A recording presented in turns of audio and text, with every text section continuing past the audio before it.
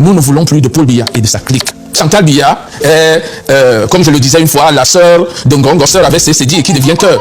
Apparemment, Chantal Biya, elle a les longs yeux sur le pouvoir. Donc, elle rêve, à défaut d'être la femme de Biya, président en exercice, elle peut devenir la femme de Ngongo, président de fait. La sœur de Paul Biya, qui travaillait au cabinet de Paul Biya, n'y est plus. C'est elle qui faisait tous les gouvernements avec Biya. Mais Chantal Biya la chassait. Et le résultat est là.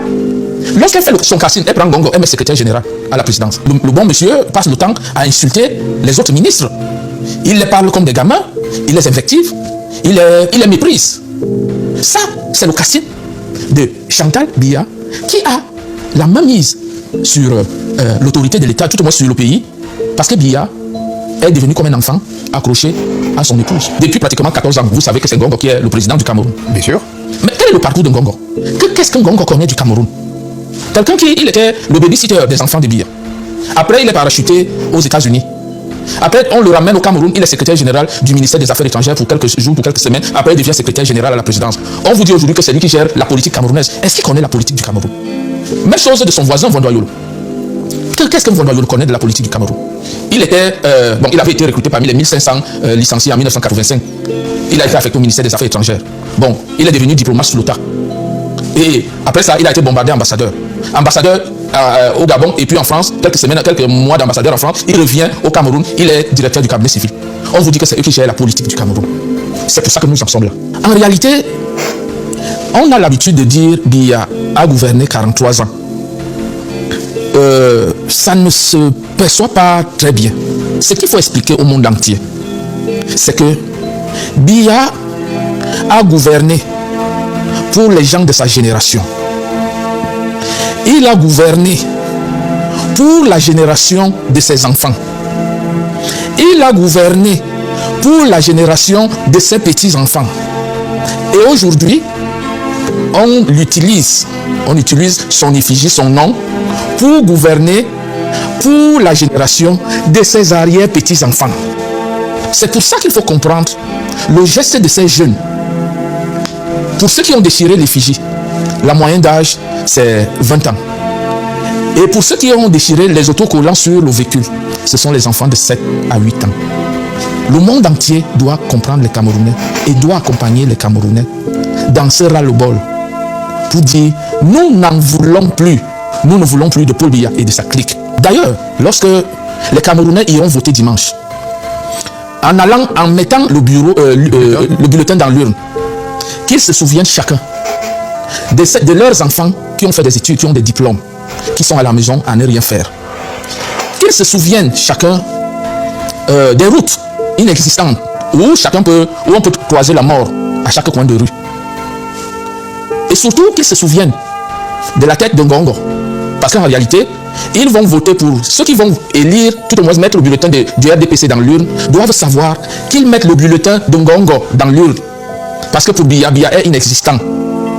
Et surtout, qu'ils sachent qu'ils mettent le bulletin aussi de Chantal Biya. Comment cela? Oui, puisque Chantal Biya est, comme je le disais une fois, la sœur de Ngongo, sœur avec CCD et qui devient cœur.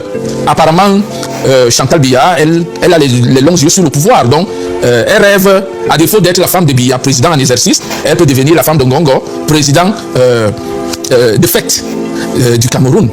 Et j'espère, puisque nous sommes sûrs que c'est Issa Chiruma qui va gagner l'élection, j'espère qu'elle ne songe à devenir la femme de Chiruma, parce que tellement, elle ne dort, elle a les longs yeux sur le pouvoir, elle veut gérer le pouvoir et tout ce que vous pouvez imaginer. Donc pour vous, Madame Chantal Biya n'a vocation à être que première dame. Mais c'est ça l'enjeu. C'est ça l'enjeu, c'est elle est à défaut, puisqu'elle voit ce que son mari est. Elle sait que son mari ne contrôle plus rien, il est fatigué, il est vieux. Bon, elle pense gérer le pouvoir comme première dame derrière Ngongo. Bon, et je l'ai même souvent dit, et je l'ai dit, M. Moda, en réalité, si Chantal Biya avait le niveau, par exemple, de Madame Moudiki, Nathalie, qui est la femme de Moudiki, Chantal Biya, si elle avait son niveau, à ce jour, elle serait présidente du Cameroun.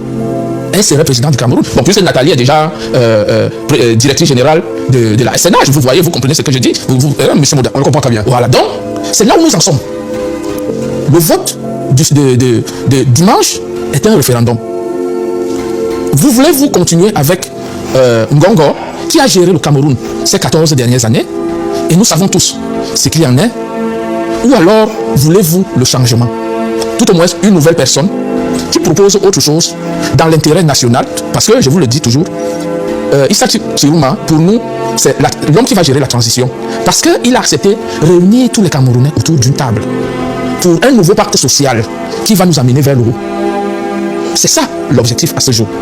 Ce n'est pas une ambition personnelle, parce qu'il faut recoller les morceaux de la division que nous a servi le RDPC avec tout ce que cela comporte. Issa Chiruma a tenu un discours à Douala où il disait « La fonction présidentielle n'est pas une fonction à mi-temps.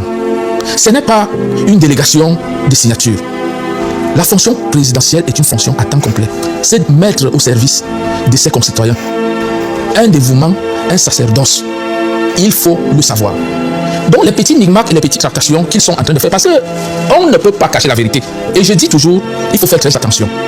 Parce qu'on va beau booster M. Biya en lui faisant boire tout ce que vous pouvez imaginer comme médicaments et autres.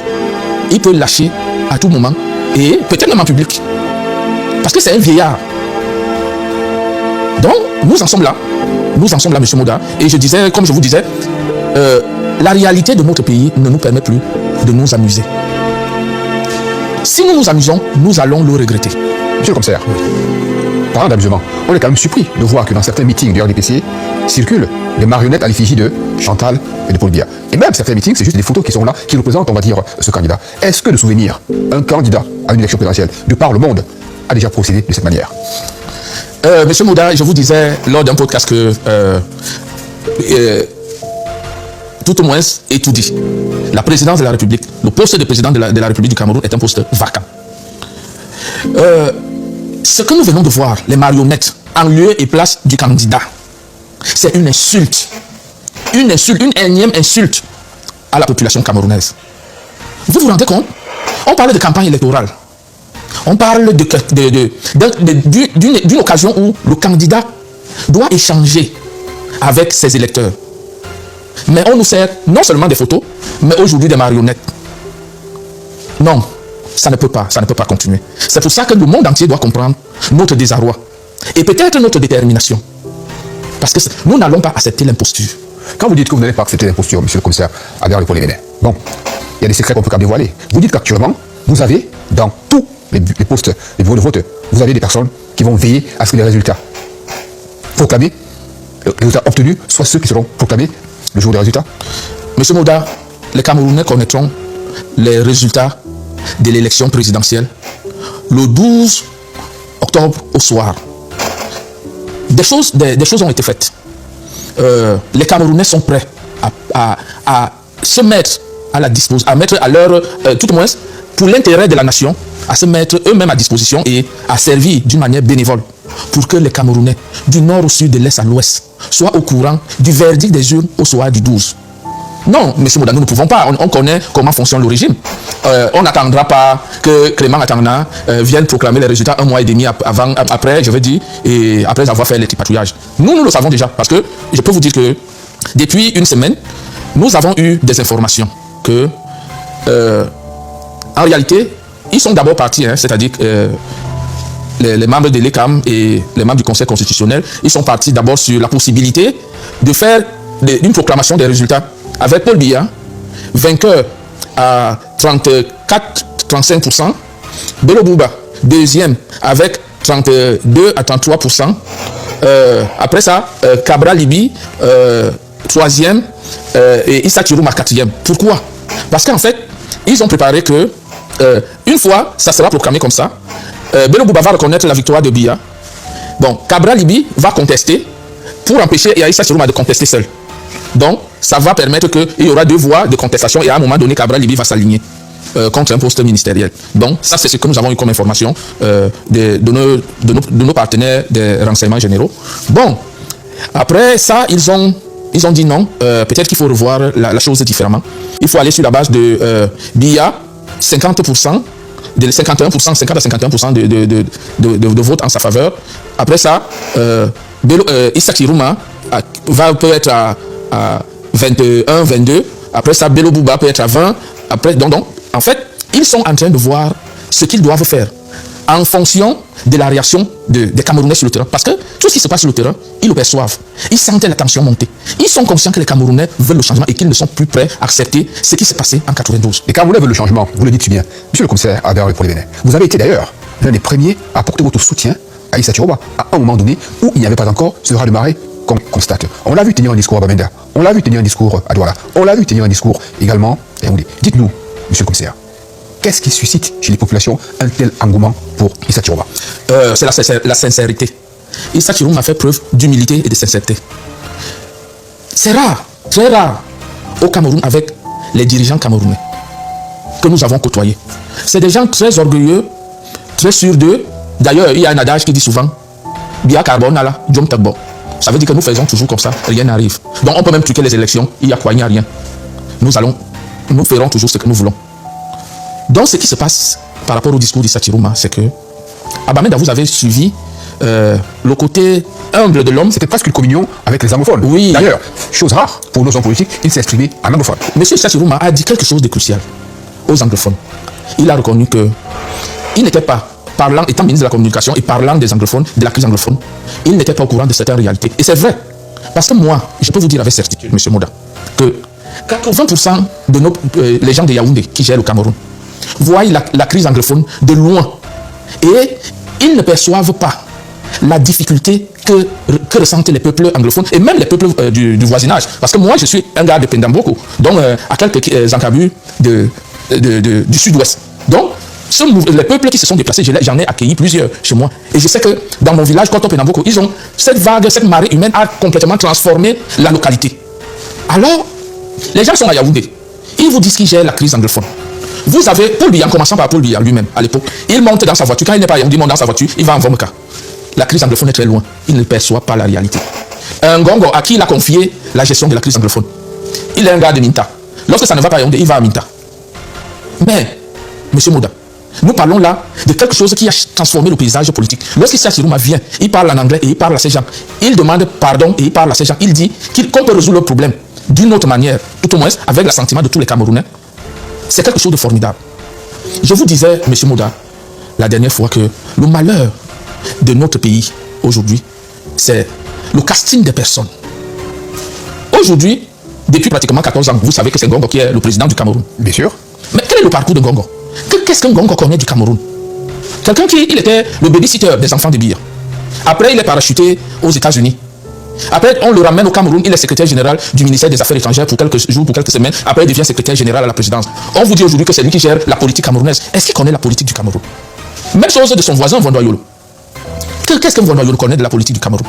Il avait été recruté parmi les 1500 licenciés en 1985. Il a été affecté au ministère des Affaires étrangères. Bon, il est devenu diplomate sous l'OTA. Et après ça, il a été bombardé ambassadeur. Ambassadeur au Gabon et puis en France, quelques mois d'ambassadeur en France, il revient au Cameroun, il est directeur du cabinet civil. On vous dit que c'est eux qui gèrent la politique du Cameroun. C'est pour ça que nous en sommes là. Ça ne peut pas continuer. Parlons de ça, monsieur le commissaire. Vous évoquez le casting. Mais il y a quand même une réalité qu'on ne peut occulter. Dans ce régime Biya, il y a des cadres qui brillent par leur silence. Je peux citer entre autres quelqu'un quand même qui est un haut comité d'État. René Sadi, on ne l'entend pas. Laurent Rissou, on ne l'entend pas non plus. Luc Ayan, on ne l'entend pas non plus. Dites-nous, pourquoi ces gens sont si silencieux? Ils sont dépassés par les événements. En fait, ils ont compris que le casting fait par Chantal Biya, parce que c'est Chantal Biya qui a fait ce casting. Ce casting qui a détruit le Cameroun. C'est Chantal Biya qui l'a fait. Je vais vous donner une information. La sœur de Paul Biya, qui travaillait au cabinet de Paul Biya, n'y est plus. C'est elle qui faisait tous les gouvernements avec Biya. Mais Chantal Biya l'a chassé. Et le résultat est là. Lorsqu'elle fait son casting, elle prend Ngongo, elle met secrétaire général à la présidence. Elle prend Ngongo, elle remet le dossier de la crise anglophone. Monsieur Moda. Ngongo n'est pas un négociateur. Il ne connaît pas l'histoire du Cameroun. Tout azimut, avec les courtisans, il se lance dans une guerre folle qui nous amène à ce niveau. Et même, moi, j'ai eu cette information que le bon monsieur passe le temps à insulter les autres ministres. Il les parle comme des gamins, il les invective, il les méprise.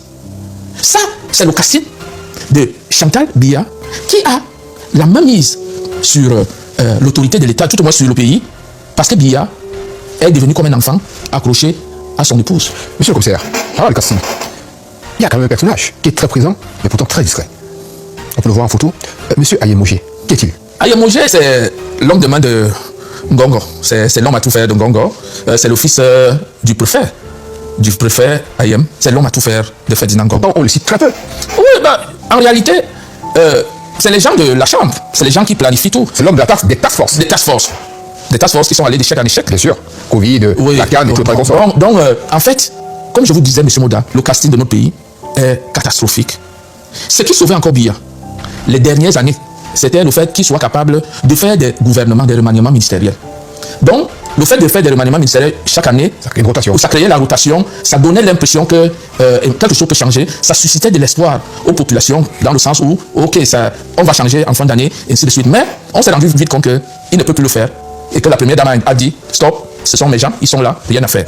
J'ai un dernier mot à dire sur les bulletins de vote, parce que j'ai observé quelque chose de particulier, M. Moda. Le bulletin de vote de M. Issa Tirouma a la couleur jaune. Et il y a également la candidate de l'UDC, dont le bulletin a la couleur jaune. Je voudrais attirer l'attention parce que nous savons généralement comment fonctionne le cabinet civil.